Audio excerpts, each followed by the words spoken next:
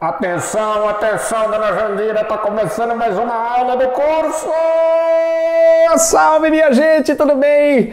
Juliano Pousada chegando para sacudir a sua quarta-feira, para fazer você pensar no barbudinho e melhorar um pouquinho mais esse seu jeitinho de viver.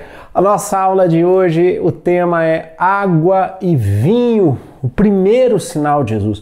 Hoje nós vamos estudar, depois do batismo, o que aconteceu? Quais foram os primeiros movimentos de Jesus? Então nós vamos falar sobre a tentação no deserto, o chamado dos primeiros discípulos e o milagre da transformação de água em vinho.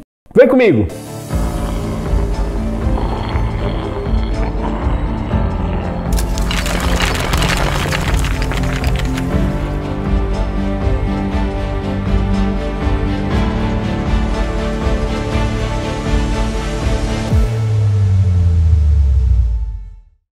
Gente, é um prazer estar aqui com vocês. Eu estou muito feliz de poder ser útil a todos vocês nos seus processos evolutivos, de dar uma contribuição, né? Eu lembro sempre que esse curso não é a palavra definitiva sobre Yeshua, a grande verdade revelada. Tampouco eu estou aqui falando em nome de algum ser de luz, dizendo a verdade é essa e ponto final. Não. Eu estou aqui dando o meu recorte, o recorte da minha experiência, a forma como eu compreendo o mundo depois de 30 anos estudando sobre esse tema, não é?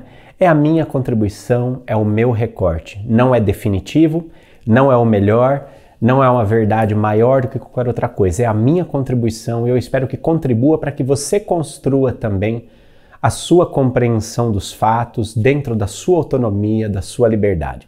A aula de hoje é a aula de número 8, agenda, então nós vamos falar sobre a tentação de Jesus no deserto, Jesus encontra os seus primeiros discípulos, água e vinho, né, e o início dos sinais. Esta aqui, lembrando, é a aula 3 do módulo 2. Já rolaram 2 aulas, caso você não saibam, que são essas que está em tela agora para você, ó. A jornada iniciática de Jesus e uma carreira pública conturbada. Legal? Lembrando aqui, aquele momento importantíssimo, se você está gostando do curso, se está fazendo sentido para você, se está te ajudando, deixa o seu like, joinha, faça o seu comentário, mesmo que você esteja aqui no chat, batendo papo na aula ao vivo, deixa o seu comentário, tá bom? Depois ou durante a aula, é importante o número de comentários. Ative o sininho da notificação, mande para os amigos no faça parte do nosso canal no Telegram, né?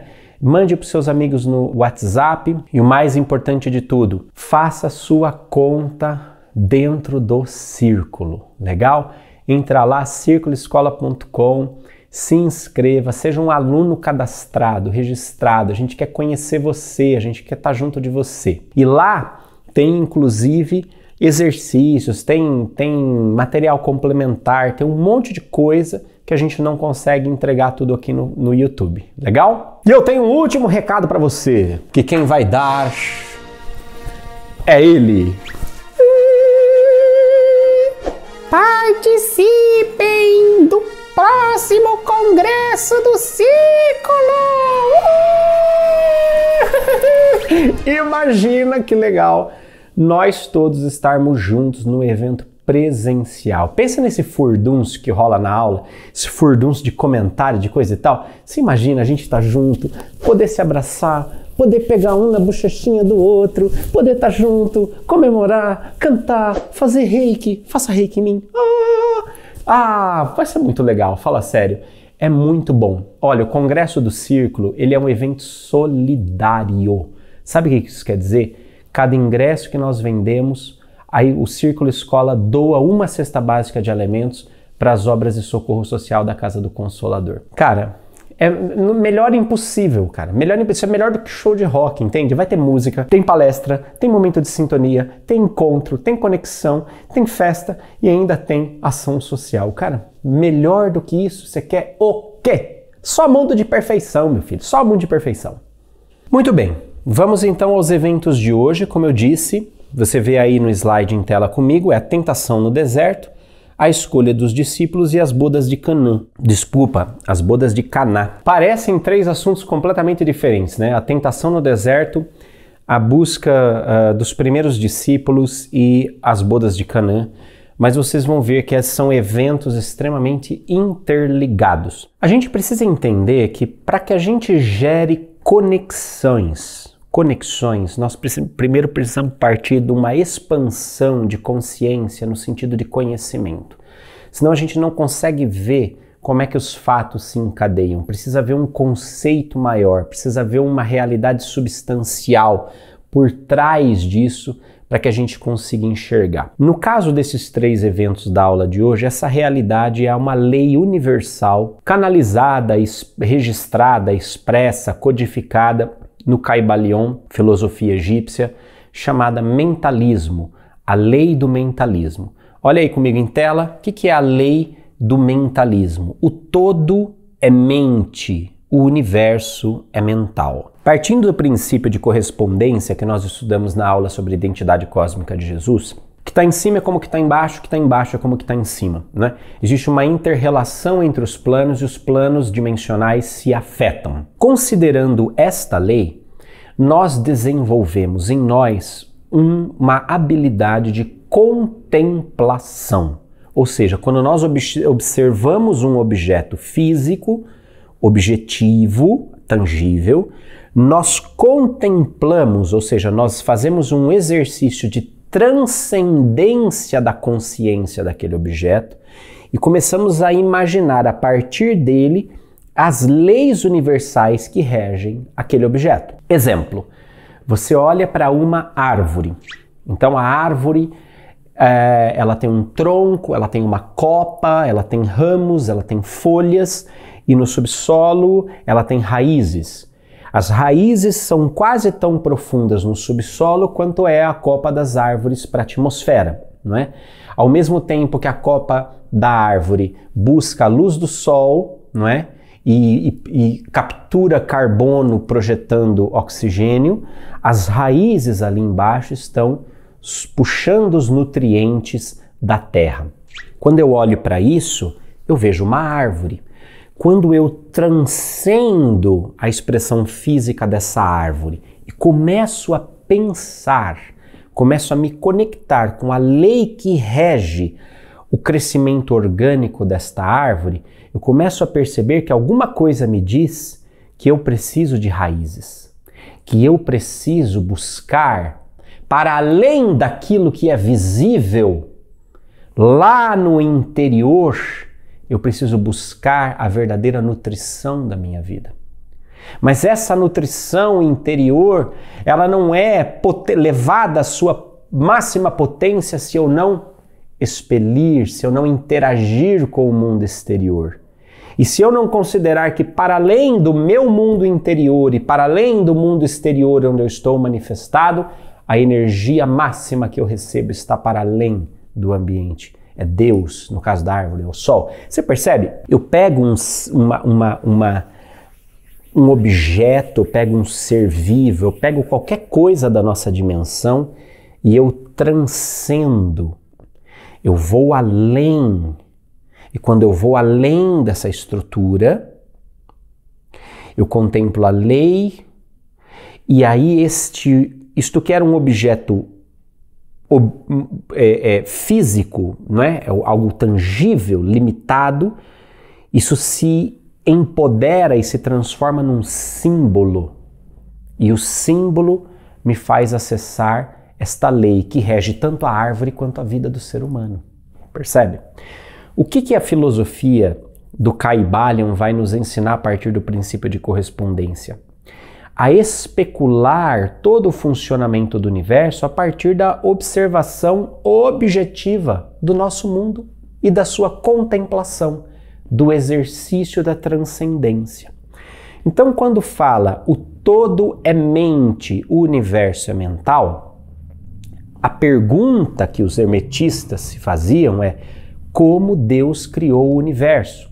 Porque para o hermetista ou para o hermetismo, aquilo que nós entendemos como Deus Todo-Poderoso, etc e tal, eles chamam de o todo. O todo. Yogananda chama de o Espírito. O hermetismo vai chamar de o todo. Como é que o hermetismo chega a essa conclusão de que o todo é mente e o universo é mental? Ora, ele vai observar como é que o homem cria, como é que a mulher cria, como é que o ser humano cria, como o ser humano cria. E a partir disso ele vai fazendo a transcendência para observar a realidade maior. Então veja aí no slide comigo, como é que um homem cria, como é que a mulher cria? Bom, tem 3 jeitos: fabricação, reprodução, imaginação. Fabricação, o sujeito vai lá, vai fazer uma mesa, por exemplo. Ele vai, pega madeira, corta madeira, mede a madeira, tal, faz a mesa, ele criou a mesa. Aí você usa o princípio de correspondência. Será que Deus moldou, ou todo moldou alguma coisa a partir de fora de si? Ele foi buscar material? Não, não dá. Porque se ele é o todo, tudo que existe está nele. Se ele precisa buscar um material fora dele, ele já não é o todo, porque o todo é tudo que há e mais um pouco. Está para além de tudo isso. Então não foi fabricando, o todo não fabricou a criação. Percebe? É a mesma coisa, por exemplo, quando eu acho bonitinho quando se fala assim, que Deus é o arquiteto do universo, mas o arquiteto ele projeta sobre bases pré-existentes, né? Então o todo, ele não é o arquiteto do universo, porque precisaria haver bases pré-existentes, e se houvesse bases pré-existentes, ele não seria o criador e ele não seria o todo. Percebe? Segundo ponto, como que o homem e a mulher criam? Através da procriação. Então, reprodução. Aquilo mesmo, meu bem, aquilo mesmo. Então, o que acontece? Vai o homem, coloca a sementinha na mulher, então a mulher é fecundada e a mulher dá forma. Todo o organismo da mulher é desenhado, preparado para dar forma. Mas esta forma, este jeito de criar, tão lindo e maravilhoso do corpo humano, não é a forma como o todo cria, porque ele pressupõe que tem uma semente vindo. Percebe? Tem uma semente de fora e não há nada fora do todo. Olha como é complexo esse negócio. Aí chegamos à terceira maneira como o homem e a mulher criam, como o ser humano cria.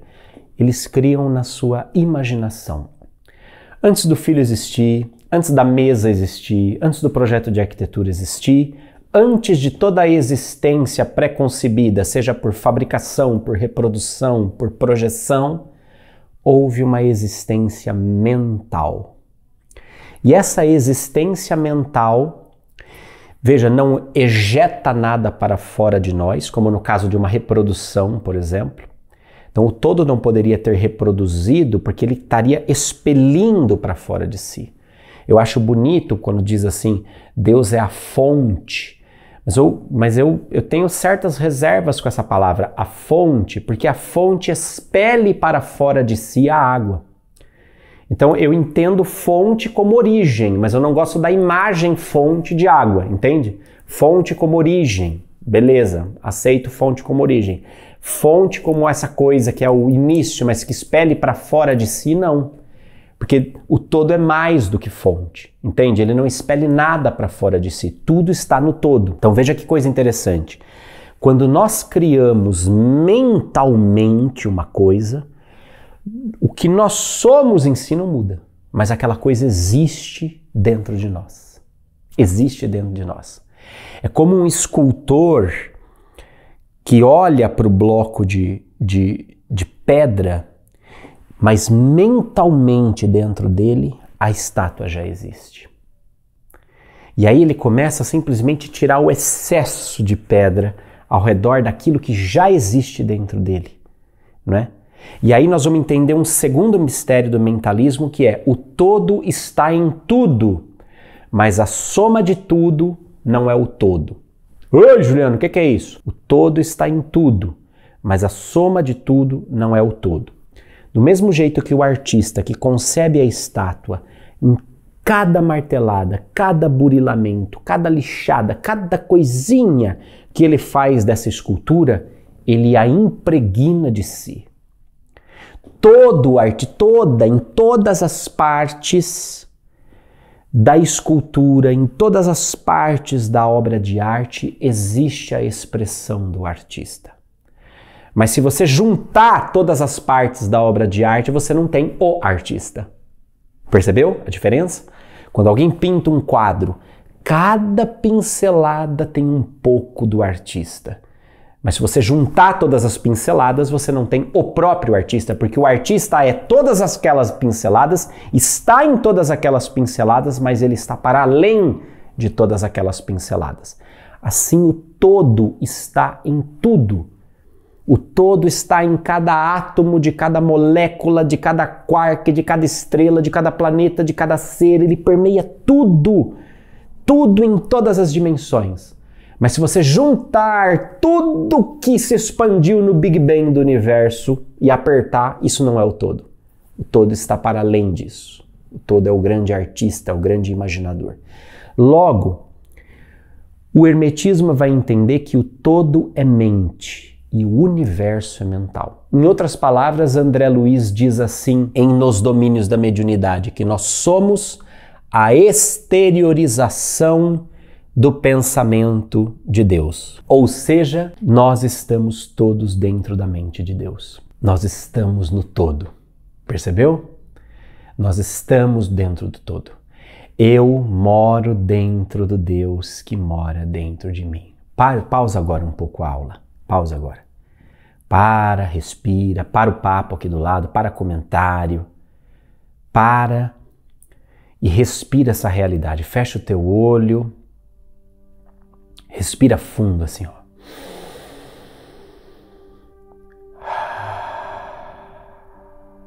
De novo.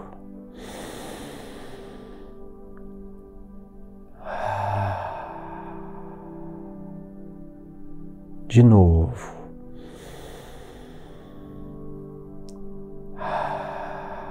Acalma um pouco a sua mente agora. Deixa todos os pensamentos tranquilizarem, silenciarem e apenas repita mentalmente comigo: eu moro dentro do Deus que mora dentro de mim. Mergulha mais profundo dentro de você e repete de novo: eu moro dentro do Deus que mora dentro de mim. E à medida em que eu repito de novo, eu entro mais profundamente nesta realidade. Eu tomo consciência. Eu entro neste estado de saber. Eu moro dentro do Deus que mora dentro de mim. Eu estou completamente seguro. Eu estou completamente segura,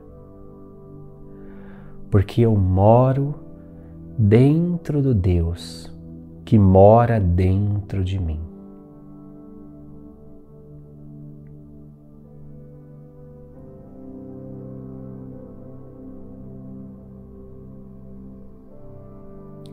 Nada me perturba, nada me põe medo, nada pode me ferir, nada pode me machucar de fato. Nenhuma dessas preocupações, desse estresse, nada disso importa diante da realidade de que eu moro dentro do Deus que mora dentro de mim. Se nós estamos todos na mente do todo, tudo está no seu devido lugar. Tudo está se movimentando de acordo com a sua capacidade de ouvir a silenciosa canção que Deus faz soar no coração de cada átomo, de cada molécula, de cada estrutura da criação. Eu moro dentro do Deus que mora dentro de mim. Impressionante como essa compreensão nos coloca num outro lugar de consciência. E é com esta compreensão que eu quero que você avance na aula de hoje.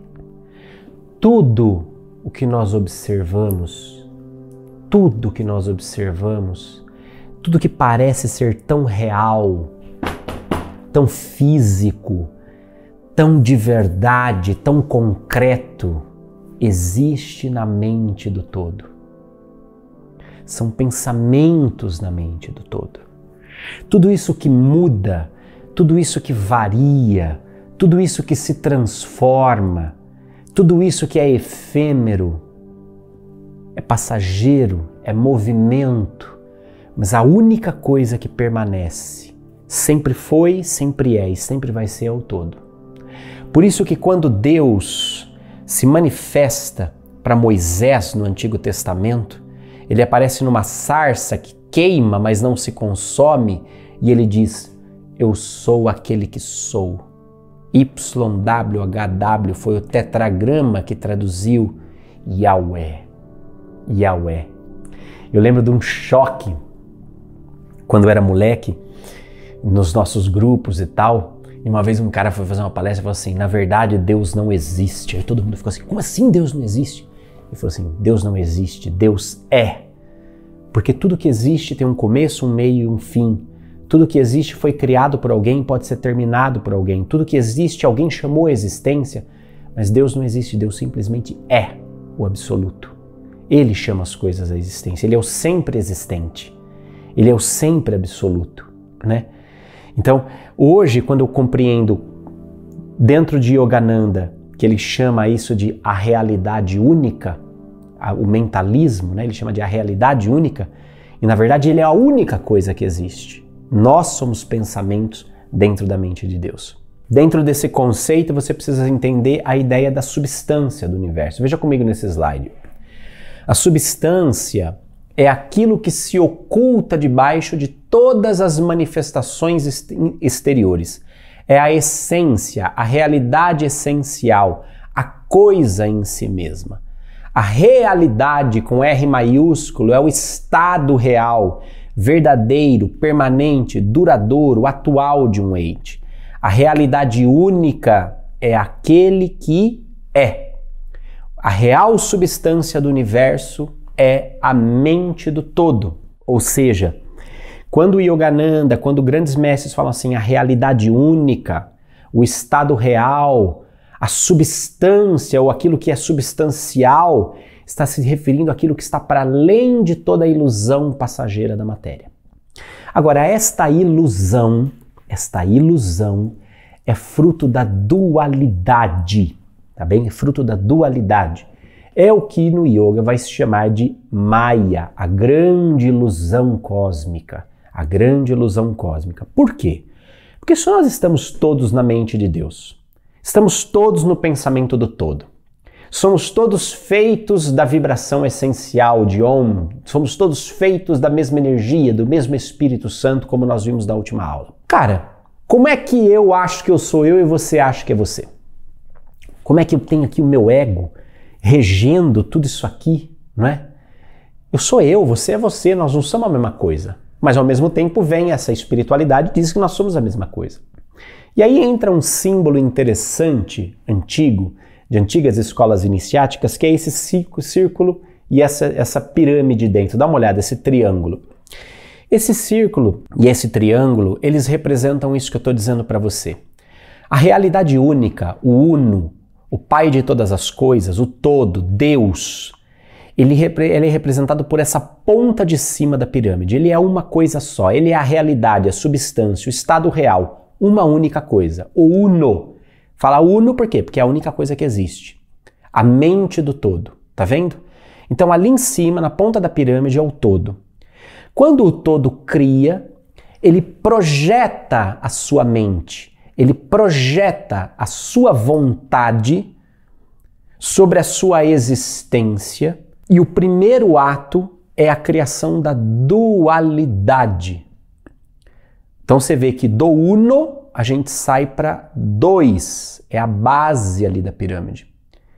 Yogananda vai explicar que existe a grande energia cósmica e a grande força cósmica. A grande energia cósmica é a vibração de Om.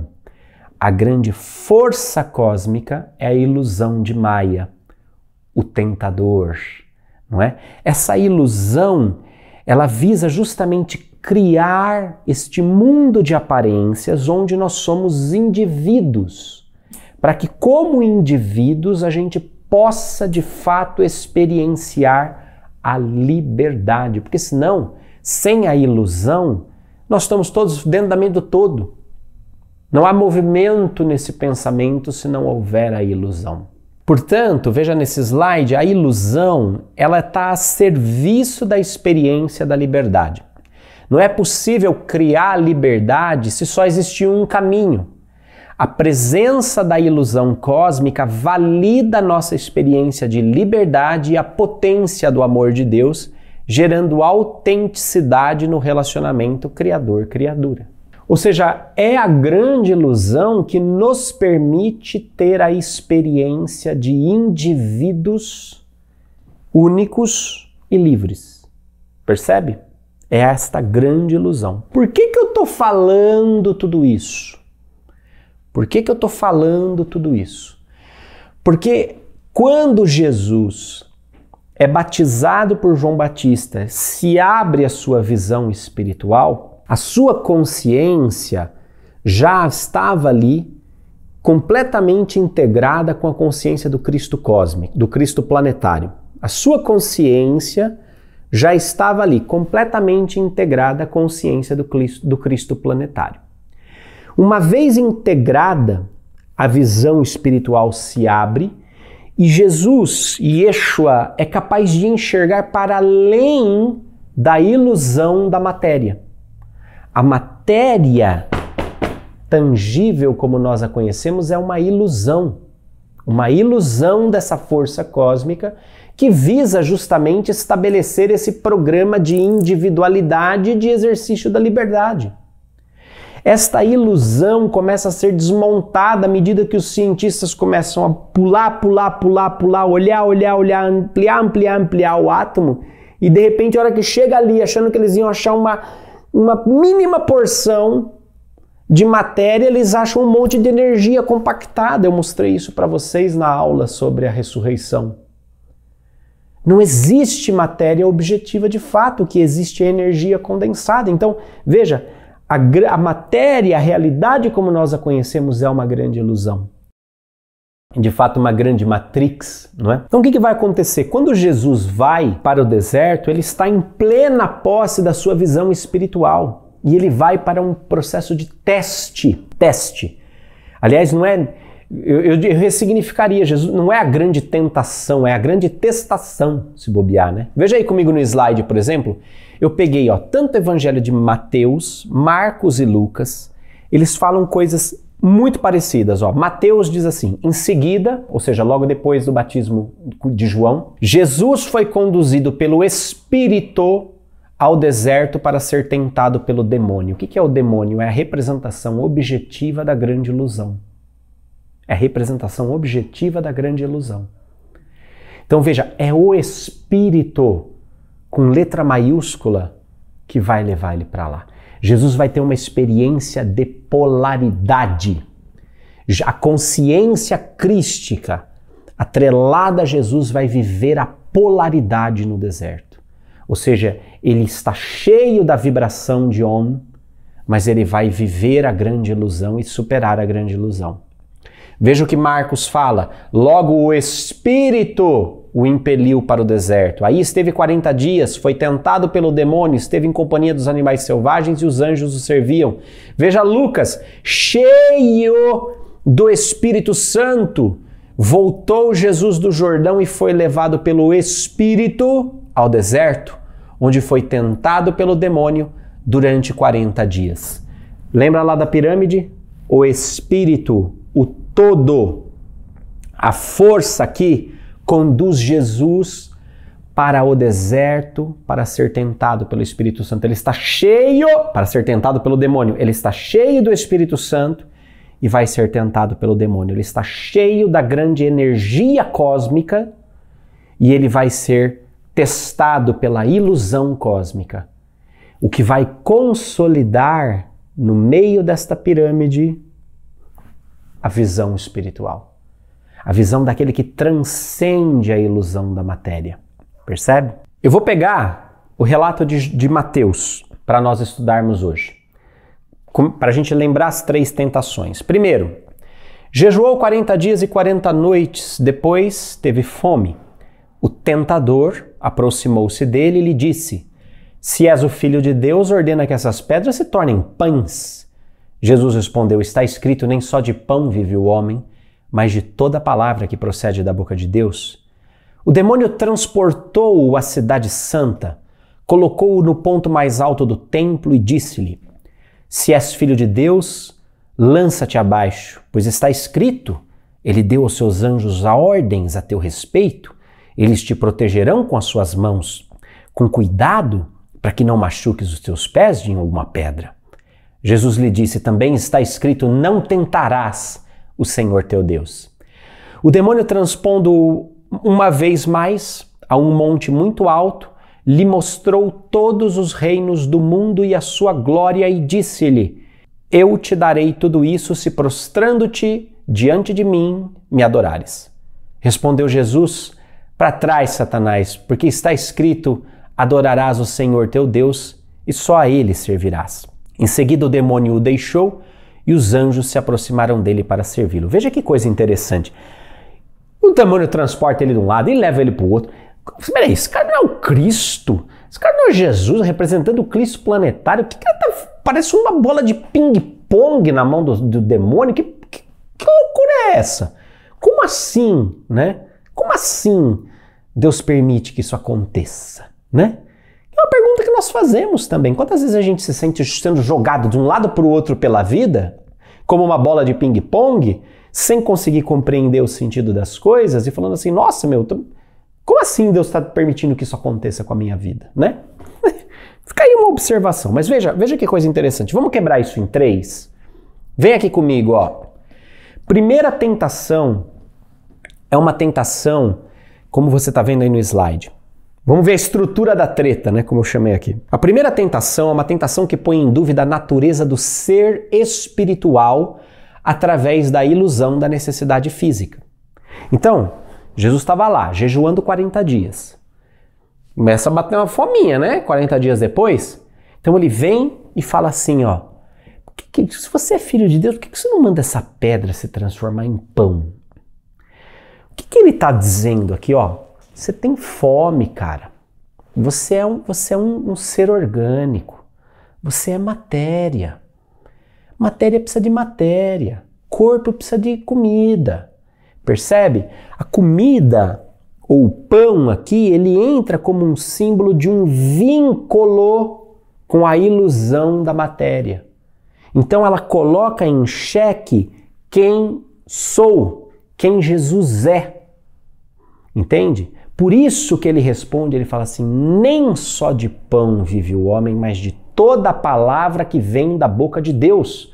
Ou seja, o homem não é apenas corpo danadinho, o homem não é apenas corpo fanfarrão, ele é espírito e o verdadeiro alimento espiritual vem do verbo, vem da manifestação, do silêncio que ele encontra em Deus. Então, eu não preciso ficar aqui desesperado correndo atrás de pão, pão, pão, pão, pão. Percebe? É uma subversão. Usa o seu poder espiritual para transformar essa pedra em pão. Porque aí você vai comer.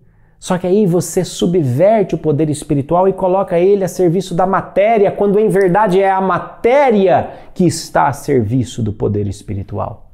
Por isso Jesus diz, nem só de pão vive o homem, mas de toda a palavra que vem da boca de Deus.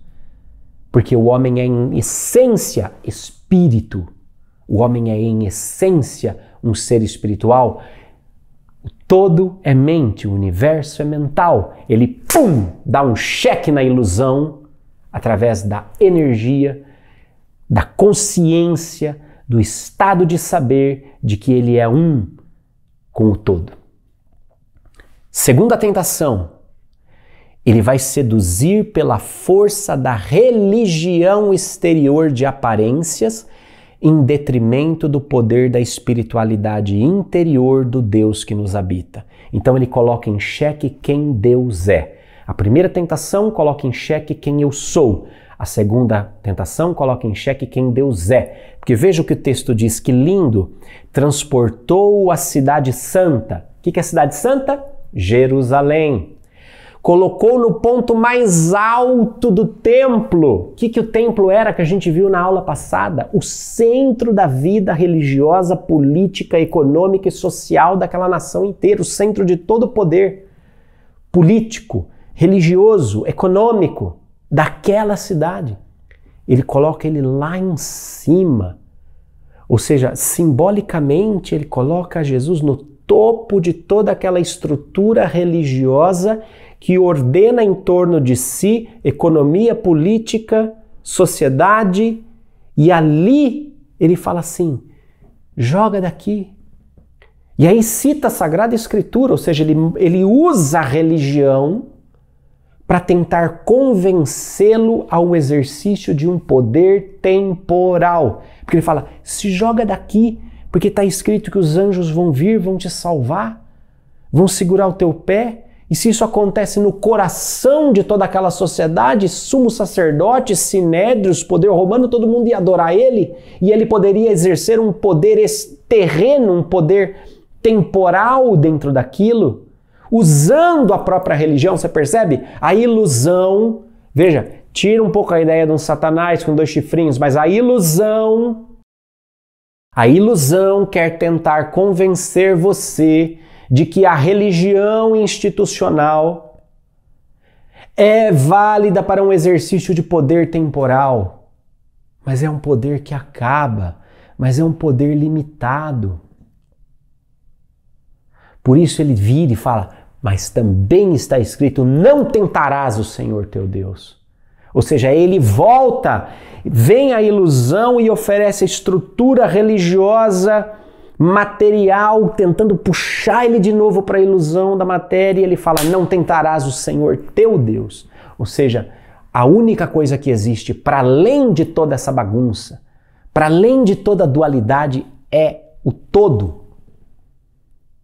O que me interessa ser venerado a força por essas pessoas? O que me interessa destruir a força?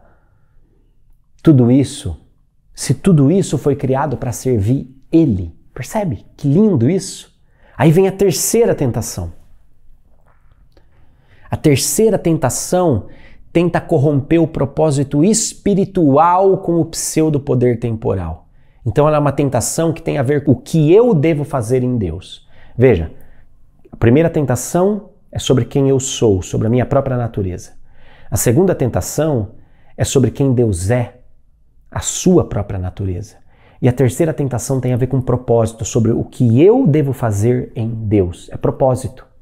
Então ele vai e leva Jesus num monte muito alto, né? Mostra todos os reinos da terra e fala, ó, te dou tudo isso aí se você, né, ficar um chegado nosso aqui. E Jesus fala, você tá louco, mano. Fala, tá louco, mano, você tá louco. Eu não vou corromper o meu propósito. Eu não vou corromper o meu propósito para me colocar no topo de um reino que é passageiro.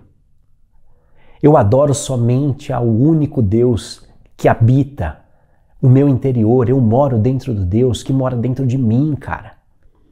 Eu não vou me corromper. Eu não vou corromper o meu propósito para exercer um poder temporal, sendo que eu sou habitado por aquele que é todo o poder da criação. Percebe? São 3 ilusões muito fortes. Veja comigo nesse slide, ó. Primeira, a grande ilusão, ela vem para tentar nos confundir sobre quem eu sou, sobre quem Deus é e sobre o que eu devo fazer em Deus.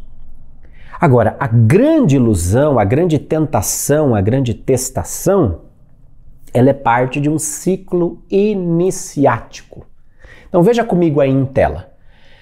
Você tem 3 momentos de um ciclo iniciático: tentação, iniciação e a própria realização.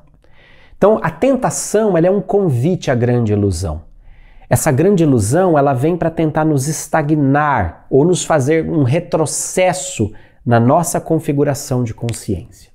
Quem nunca, por um momento, a todo momento a nossa consciência, no momento de grande luz, de grande espiritualidade, a gente, nossa, se sente um com o todo. Sequência vem um boleto, cara. Sequência chega um boleto. A tentação, ela sempre vai querer nos tirar dessa configuração consciencial para nos manter presos e estagnados. Ela vai gerar uma confusão na nossa mente. Por que vai gerar uma confusão na nossa mente? Porque o todo é mente, universo mental. Então, se a minha mente está confusa, ela se fecha em si mesma e não se abre para a realidade de que eu e o todo somos um. Eu e o todo somos um. Percebe? Neste processo, onde cada vez mais confusões são colocadas na nossa cabeça, é um processo que precede quase sempre a iniciação. O que é a iniciação? Veja comigo no slide. É uma sequência de eventos e conhecimentos assimilados que nos levam a uma nova configuração de consciência com um objetivo evolutivo. Essa nova configuração ela vai trazer clareza e compreensão sobre a nossa identidade e sobre o nosso pertencimento, ou seja, quem eu sou e onde eu devo estar. Toda vez que nós passamos por um processo iniciático, se expande a nossa consciência, se diluem os limites entre quem eu sou e quem Deus é, nós nos tornamos um pouco mais, ou eu tenho um pouco mais de posse deste saber, deste conhecimento de que eu e o todo somos um. Logo eu defino com mais precisão, com mais clareza, com mais compreensão quem eu sou e o que eu devo fazer, qual é o meu lugar. Quando eu entendo o que eu sou e qual é a minha compreensão, qual é o meu lugar de pertencimento, eu parto para a realização. Essa realização, ela é um projeto interdimensional, canalizado a partir dessa nova configuração de consciência. É a canalização do poder cósmico que está em nós, dessa energia. É quando a gente se descobre no flow. Todo iniciado vive com mais propriedade o flow, o fluxo, porque canaliza a força da consciência cósmica em si.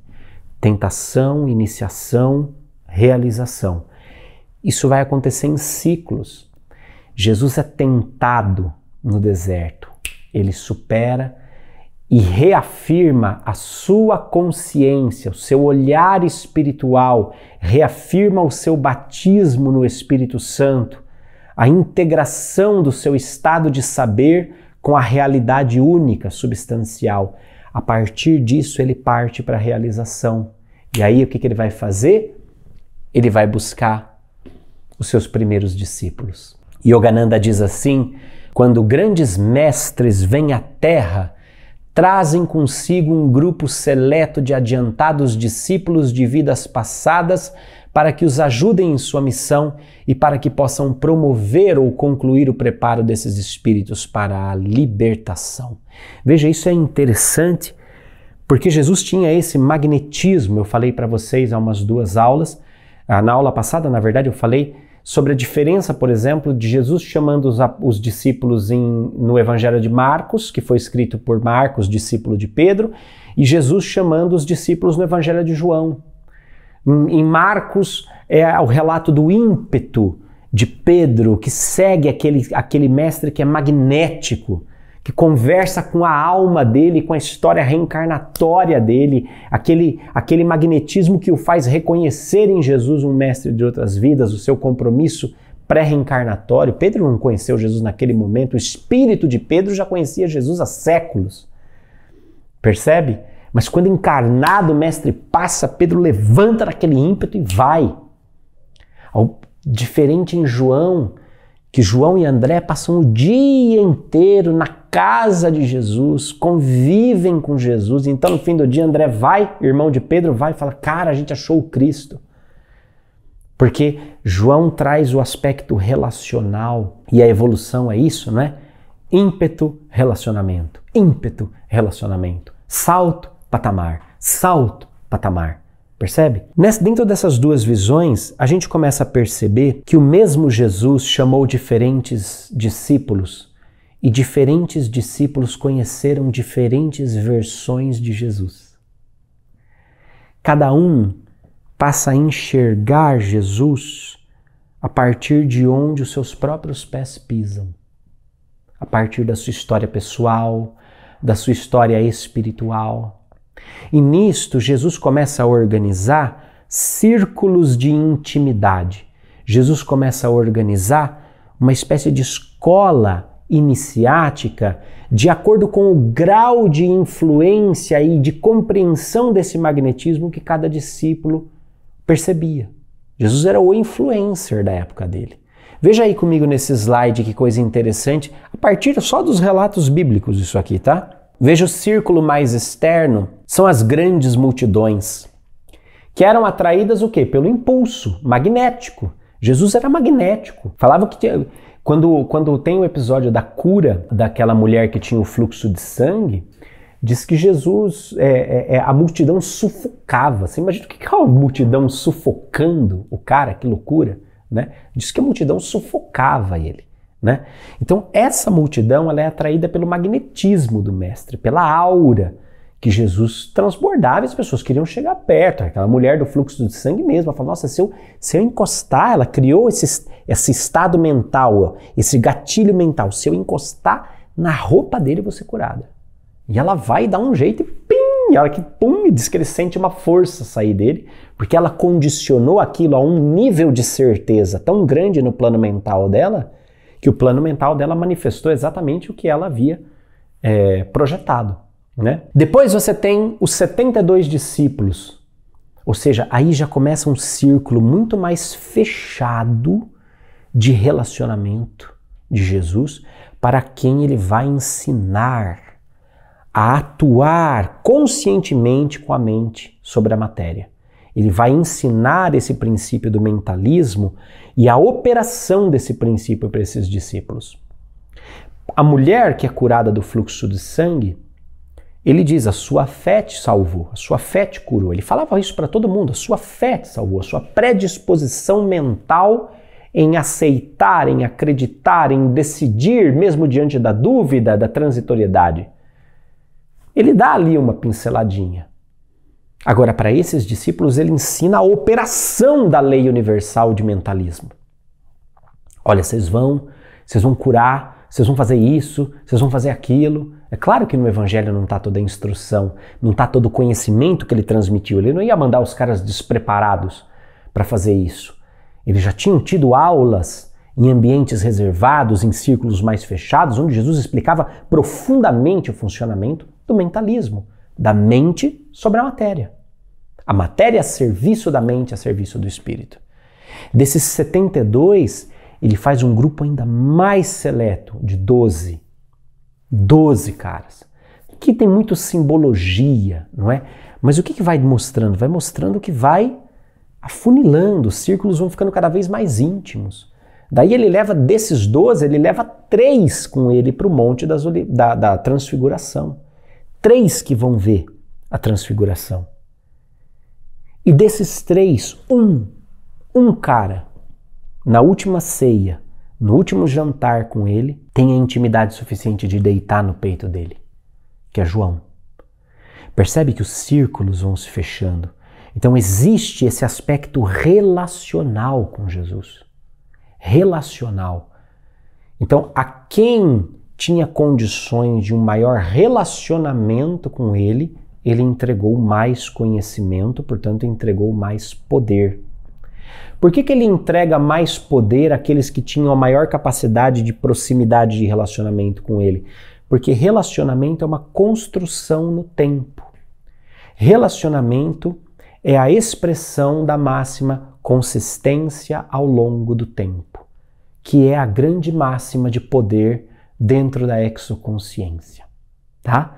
Nós estamos formando agora a primeira turma de iniciação à exoconsciência, onde nós mostramos qual é a fórmula de cocriação multidimensional. Quem é aluno está entendendo exatamente o que eu estou falando. Quem não é aluno, vale a pena entrar no site do Círculo, manter lá avisado, porque a gente só abre matrícula uma vez por ano e está chegando, tá? Vai ser em agosto que nós vamos abrir matrículas novamente para essa turma. Gente, dentro dessa ideia da escola iniciática, a gente precisa entender 3 coisas interessantes. Primeiro, que esses primeiros discípulos, eles formam a primeira turma dessa escola que são iniciados por Jesus, que a construção do saber ele é magnético e relacional e ao mesmo tempo transcendental, como eu disse, a diferença de Pedro para João, de Marcos para João, e que o mesmo Jesus encontra todos os seus discípulos, mas cada discípulo encontra um aspecto de Jesus. Cada discípulo vê a partir de onde seus pés pisam. E mais uma vez, como eu tenho dito nas outras aulas, o conhecimento da verdade ele vem a partir da integração das diferenças, dos diferentes pontos de vista. O que aparentemente é contradição é, em verdade, a revelação da plenitude. A aparente contradição, em verdade, revela a identidade da plenitude, como ela é. Tá bom? Spencer Lewis, no livro As Doutrinas Secretas de Jesus, vai dizer assim: os mistérios de que falava Jesus a seus discípulos e que estes procuram com ele aprender, para torná-los manifestos com o propósito de os utilizar em trabalhos missionários que desenvolviam, foram revelações sobrenaturais ou transcendentais de operações da lei que somente os iniciados ou os discípulos mais adiantados podiam compreender e aplicar. Eles eram os mais íntimos dos milhares de seguidores de Jesus, aqueles que se haviam entregue por inteiro ao desenvolvimento e defesa do seu trabalho e cada um dos quais recebera uma missão especial. Essa observação dele é muito interessante, ou seja, Jesus ele vai dosando o conhecimento à medida do relacionamento e da capacidade consciencial de cada um desses círculos. E no caso, por exemplo, dos 12, ele confere uma missão especial a cada um. Isso não fica claro em nenhum momento do Evangelho, mas é por óbvio entender isso, porque quando Jesus morre e ressurge depois materializado para eles e dá as instruções e manda eles irem pregar para o mundo, não aparecem instruções, mas cara, cada apóstolo foi para um canto. Tomé foi para a Índia, Pedro foi para Roma, João foi para Éfeso, cada um foi para um canto. Então dá a entender que havia assim um plano muito bem estruturado, não é? Transmitido, havia ali uma escola de pensamento muito bem estruturada por trás do trabalho de Jesus. E aí vem a Bodas de Caná. Vem a Bodas de Caná. Então eu vou pegar aqui um texto de João, porque é o único que fala da Bodas de Caná. Tá? 3 dias depois, celebravam-se Bodas de Caná da Galileia e achavam-se ali a mãe de Jesus. Também foram convidados Jesus e os seus discípulos. Veja que a patotinha já está junta. Então vai para a festa, vai para a farra junto. Vai para o trabalho junto. Tem uma turma ali, convidou Jesus e convidou os discípulos. Percebe que o relacionamento, João está sempre falando de relacionamento, né? Como viesse a faltar vinho, a mãe de Jesus disse-lhe, ele já não tem vinho. E respondeu-lhe Jesus, mulher, isso compete a nós. Minha hora ainda não chegou. Você vê que coisa? Ela vai lá, dá uma cutucadinha nele na intimidade. Fala, filho do céu, acabou o vinho. E ele falou, mulher, mulher, o que nós temos a ver com isso? Não, minha hora não chegou, não tem nada a ver com isso, mãe. Mas por que ela vai falar com ele? Porque ela sabe o filho que tem, criatura. Ela sabe o que ela tinha dentro de casa. Entende? E ele fala, minha hora não chegou. E a bicha vai e fala assim, olha lá, disse então sua mãe aos serventes, fazei tudo o que ele vos disser. Eu já imagino Maria virando os olhos assim. Ele fala assim, mãe, para, não tá na hora ainda. Ela fala assim, ai, faz tudo que ele mandar, gente. Não é maravilhoso se eu olhar assim? Ora, achavam-se ali 6 talhas de pedra para as purificações dos judeus, que continham cada qual 2 ou 3 medidas. Jesus ordenou-lhes, enchei as talhas de água. Eles encheram até em cima. Ele falou, tirai agora, disse Jesus, e levai ao chefe dos serventes. E levaram. Logo que o chefe dos serventes provou a água, tornada vinho, não sabendo de onde era, se bem que o soubessem os serventes, pois tinham tirado a água, chamou o noivo e disse, é costume servir primeiro o vinho bom e depois, quando os convidados já estão meio embriagados, quase embriagados, servir o menos bom, mas tu guardaste o vinho melhor até agora. E esse foi o primeiro milagre de Jesus. Realizou em Caná da Galileia, manifestou a sua glória e os seus discípulos creram nele. Olha que coisa louca! Primeiro ponto, veja comigo no slide. Bodas de Caná é uma lição iniciática para as pessoas mais próximas do relacionamento de Jesus.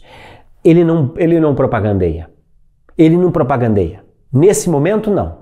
Nesse momento, não. Ele não para a festa e fala assim, atenção! Quero fazer um brinde agora, esse novo rótulo produzido agora, handmade by Jesus. Por favor, um brinde ao nosso vinicultor aqui. Não faz isso. Ele faz ali uma confusão, manda pôr, pega aí, enche isso aí de água, não sei o que, bababá, tira um pouco, leva lá pro mestre, ó. O pessoal que fez, os serventes ali, sabiam o que tinha rolado. Mas ninguém viu. Tava todo mundo meio bêbado, né? Já tava todo mundo meio bêbado. Mas os discípulos viram. Os discípulos viram Jesus manifestando a grande lição do mentalismo. Todo é mente, o universo é mental. E a mente dá forma à matéria. Então, primeiro ponto, veja aí na tela comigo. É uma lição para as pessoas íntimas do seu relacionamento. O único que fala sobre isso é João, que é o último a escrever a sua versão já mais maduro. Veja, talvez os outros evangelistas não tenham registrado isso, porque isso era um conteúdo secreto. Secreto. Porque Jesus está demonstrando a lei universal do mentalismo. Mas João, que vai escrever no final do século I, já está mais velho, já está mais maduro, e João faz uma curadoria e decide colocar esse episódio. Decide se lembrar, porque foi um episódio iniciático para todos eles, onde houve uma demonstração física, objetiva da operação dessa lei. Segundo ponto, que me chama muita atenção, Maria sabe claramente o filho que tem. Então eu já vi versões, já vi estudos, Maria esqueceu quem Jesus era com o tempo. Eu falei, esqueceu? Não é o que mostra aqui. E diga-se de passagem, quem é que morou com ele? Quem é que morava com ele? Quem é que morava com João? Quem escreveu isso aí foi João. Quem é que morava com ele? Maria, até o fim da vida dela. Quem é que teve a oportunidade de construir um relacionamento profundo com Maria? Por mais tempo físico até do que o próprio Jesus. Porque Jesus viveu aí 30 e tantos anos, João vai viver quase 100, para mais de 100. Ele vive toda a vida com ela. Né? Olha aí, percebe? Ela sabe o filho que tem.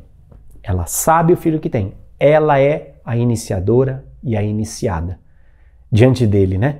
A educadora que o inicia nas coisas da vida e a iniciada que é por ele levada aos novos patamares de consciência através do seu relacionamento.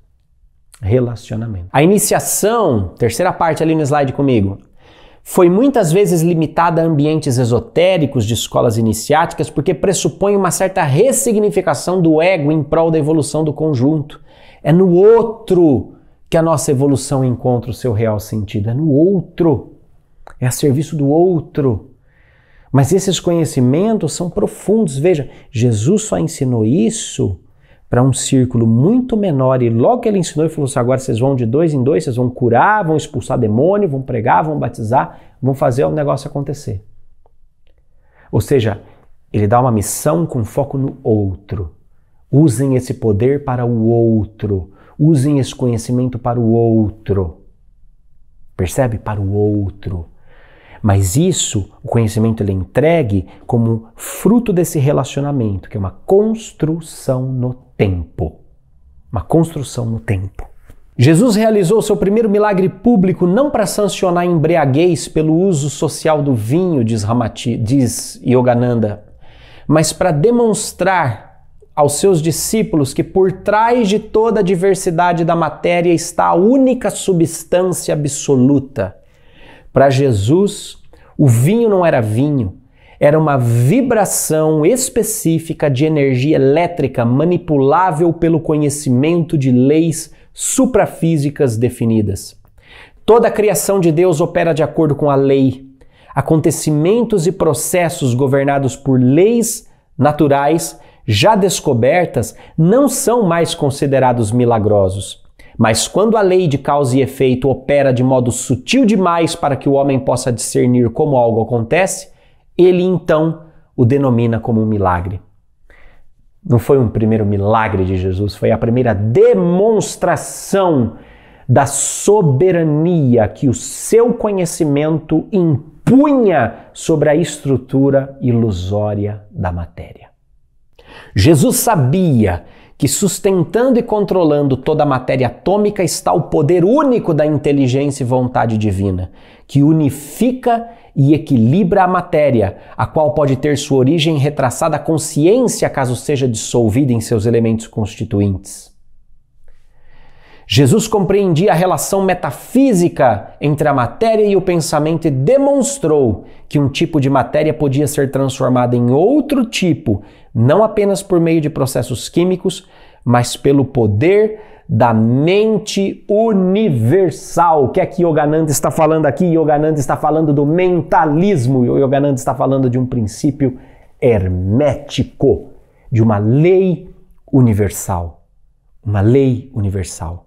Logo, qual é a grande lição iniciática que une a tentação no deserto, a escolha dos primeiros discípulos e as bodas de Canaã? O mentalismo. Por quê? Veja comigo em tela. Quando o ciclo iniciático se completa, eu sei quem eu sou, eu sei quem Deus é e o que eu tenho que fazer em Deus. A matéria, ilusão, que antes nos aprisionava, agora está a serviço do nosso propósito. Ou seja, quando eu sei quem eu sou, quando eu sei quem Deus é e quando eu sei o que eu tenho que fazer em Deus, a minha mente subjuga a matéria. A minha mente cria a realidade. Nas bodas de Canaã, Jesus sabe quem ele é. Jesus sabe quem Deus é, o todo que é mente. Jesus sabe o que é que ele deve fazer. Ele deve demonstrar o mentalismo aos seus discípulos para que eles saibam quem eles são, quem Deus é e o que eles devem fazer em Deus. Que esse conhecimento ajude você, meu amigo, minha amiga, a descobrir quem você é, quem Deus é e o que você deve fazer em Deus com propósito para a sua vida. Na próxima aula, eu continuo com o meu propósito, sabendo quem eu sou, sabendo quem Deus é e sabendo o que eu tenho que fazer no todo. Quer dar uma aula muito legal para você? Na próxima aula, a gente vê diálogos místicos com Nicodemos. Tchau! Oh, cadê? Sumi. Tchau! Sempre avante, que questa é a coisa più importante.